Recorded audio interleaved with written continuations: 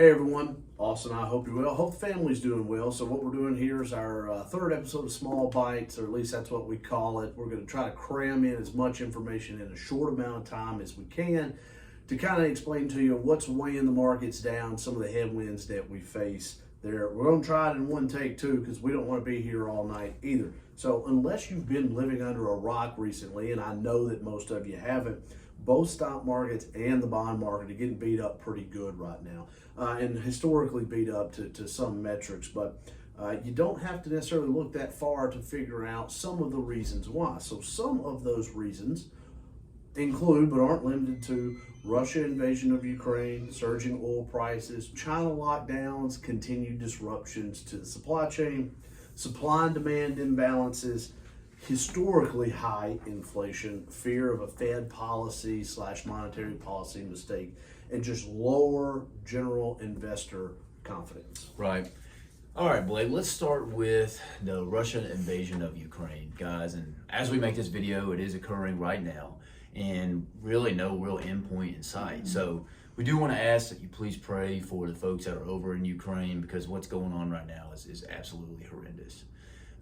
Now, the truth is, guys, is that Russia and Ukraine doesn't make a huge portion of the global economy. I mean, Russia's economy is actually less of that of Texas, right? Yeah. Now, the U.S. and Russia does trade about $28 billion a year, year in and year out with Russia, okay? And as that number, seems like a large number, is actually less than the economy of Vermont, right? So, guys, with all this being said, they do have an influence in commodity prices and things like higher prices for wheat, things that are being inputted in things like fertilizer and things of that sort. So do keep that in mind. But the most surging commodity right now, guys, as everybody knows, is obviously gas prices. And gas prices currently are at an all-time high. For the first time in history, gas prices has surpassed $4 per gallon of gas in all 50 states. Okay, now as the summer is obviously approaching, and as that is a huge time for most consumers to be traveling, do be prepared to pay at the pump. Guys, there's not an easy fix at lowering the gallon of gas, but there's so much that ties into that, guys, that we can make a video on it by itself. So for the sake of time, we'll save you on that, move to our next topic. Yeah, another headwind that we're facing right now is China lockdowns and further disruptions to the supply chain. Now, I lump those together as one talking point. I could speak to it as a 30,000 foot view. I could drill down a little bit further and be more pointed about it. But here's the deal.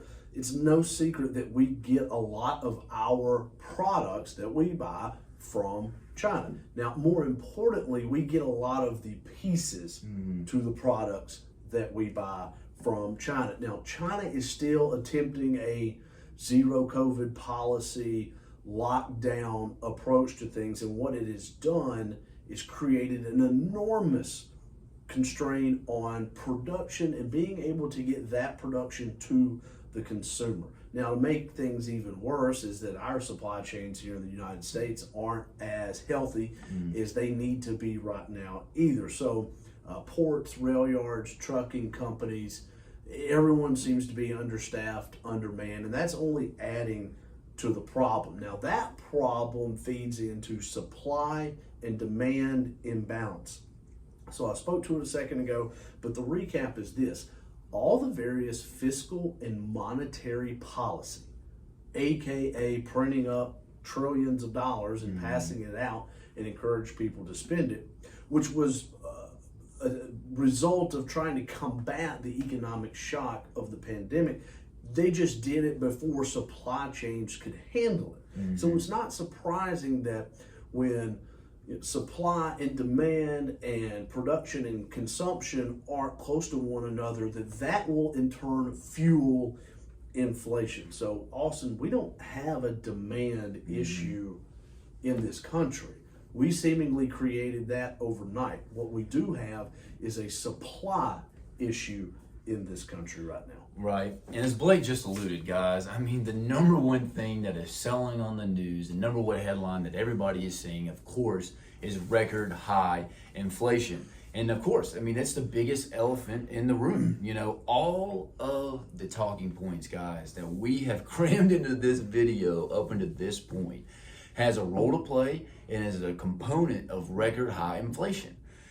So the inflation that we're seeing, guys, is just the cost of the relief COVID lunch that we gave ourselves last year and coming out of COVID. So I do want to be clear that as we take this video and as we are taking this approach, we want you guys to know that we're not coming with a political bias, just straight economics. And so as I jump to the next topic and we start to talk about some Fed policy changes and hopefully no Fed policy mistakes, I want you to keep that in mind. No political bias, strict economics. So here we go. Guys, there is no doubt that the Federal Reserve is stuck between a rock and a hard place right now. I mean, soaring commodity prices, record red hot inflation means that the central bank will need to accelerate its rate hikes, though doing so risking tipping the markets and the economy into a recession. On one hand, if the Fed doesn't raise and allows inflation to continue to rip higher, that same result, that same possibility could occur. So the Fed, guys, is trying to raise interest rates just high enough to cool the economy a bit, put a tamp on inflation, while, of course, not tipping ourselves into a recession. So higher interest rates, guys, does not fix supply chains. It's not going to bring more people to the labor markets, and it certainly isn't going to fix geopolitical dilemmas. Yeah, I mean, higher interest rates aren't going to get cargo ships unloaded any quicker, is it? So all of this, 1, 2, 3, 4, 6, however many bullet points it may be, it is all kind of fed into just general lower investor confidence. Now, this is pretty self-explanatory, but confidence right now in the market is coming at a premium.